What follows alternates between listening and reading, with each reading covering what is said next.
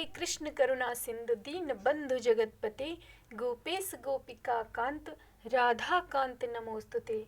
तप्त कश्चन गौरांगी राधे वृंदावनेश्वरी वृषभानुसुते देवी प्रणमामि हरिप्रिये। वाक्षाकल्पतरुभ्यश्च कृपा सिन्धुभ्येव च पतितानां पावनेभ्यो वैष्णवेभ्यो नमो नमः।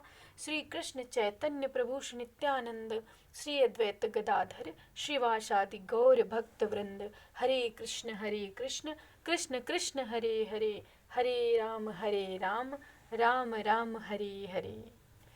सभी को महाशिवरात्रि की हार्दिक शुभकामनाएं। ओम नमः शिवाय। श्रीमद् भगवद गीता यथारूप प्रथम अध्याय श्लोक संख्या 2। दृष्ट्वा तु पाण्डवानीकं व्यूढं दुर्योधनस्तदा आचार्यमुपसंगम्य राजा वचन ब्रवीत। श्लोकार्थ। संजय ने कहा, हे राजन, पांडु पुत्रों द्वारा सेना की व्यूह रचना देखकर राजा दुर्योधन अपने गुरु के पास गया और उसने ये शब्द कहे। तात्पर्य। धृतराष्ट्र जन्म से अंधा था। दुर्भाग्यवश वह आध्यात्मिक दृष्टि से भी वंचित था। वह यह भी जानता था कि उसी के समान उसके पुत्र भी धर्म के मामले में अंधे हैं और उसे विश्वास था कि वे पांडवों के साथ कभी भी समझौता नहीं कर पाएंगे, क्योंकि पांचों पांडव जन्म से ही पवित्र थे। फिर भी उसे तीर्थ स्थान के प्रभाव के विषय में संदेह था। इसलिए संजय युद्ध भूमि की स्थिति के विषय में उसके प्रश्न के मंतव्य को समझ गया। अतः वह निराश राजा को प्रोत्साहित करना चाह रहा था। उसने उसे विश्वास दिलाया कि उसके पुत्र पवित्र स्थान के प्रभाव में आकर किसी प्रकार का समझौता करने नहीं जा रहे हैं।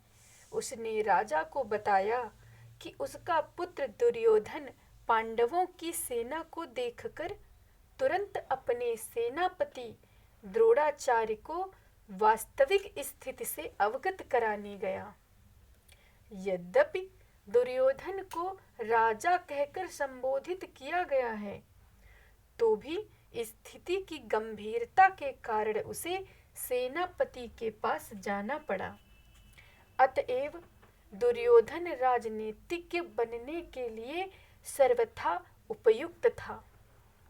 किंतु जब उसने पांडवों की व्यूह रचना देखी तो उसका यह कूटनीतिक व्यवहार उसके भय को छिपा न पाया।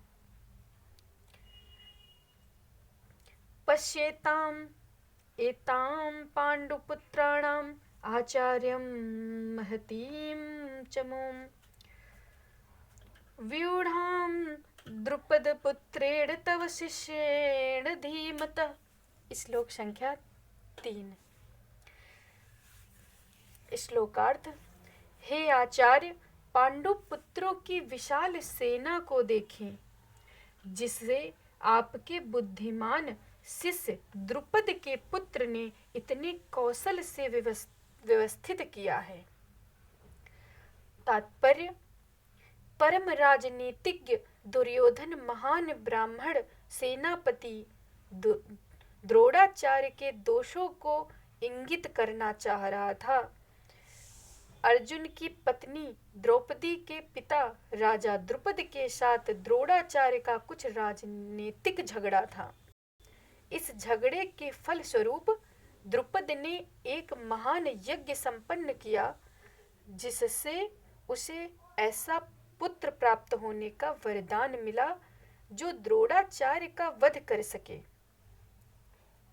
द्रोणाचार्य इसे भली भांति जानता था, किंतु जब द्रुपद का पुत्र धृष्टद्युम्न युद्ध शिक्षा के लिए उसको सौंपा गया तो द्रोणाचार्य को उसे अपने सारे सैनिक रहस्य प्रदान करने में कोई झिझक नहीं हुई।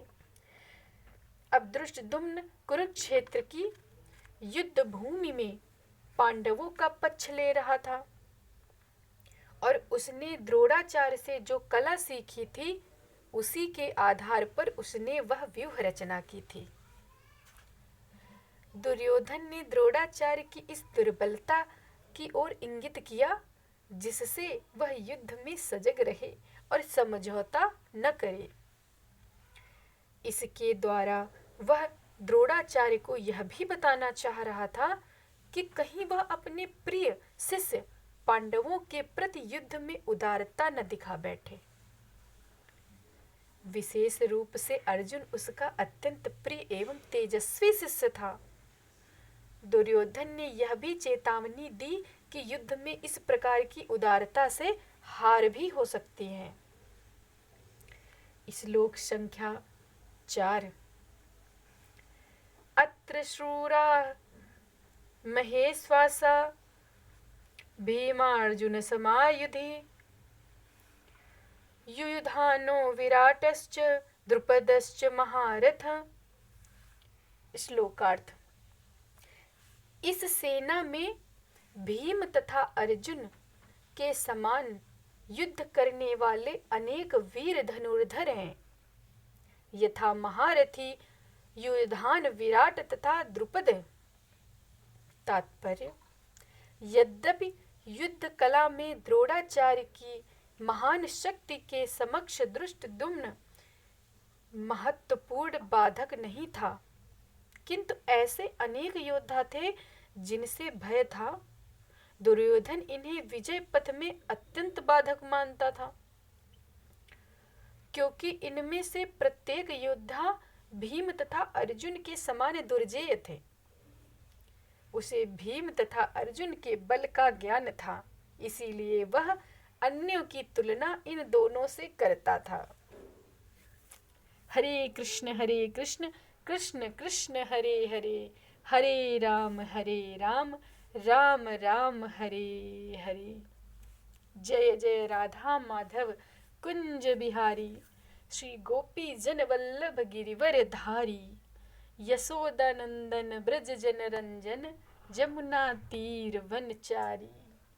हरे कृष्ण कृष्ण कृष्ण हरे हरे, हरे राम राम राम हरे हरे। हरि बोल। राधे राधे।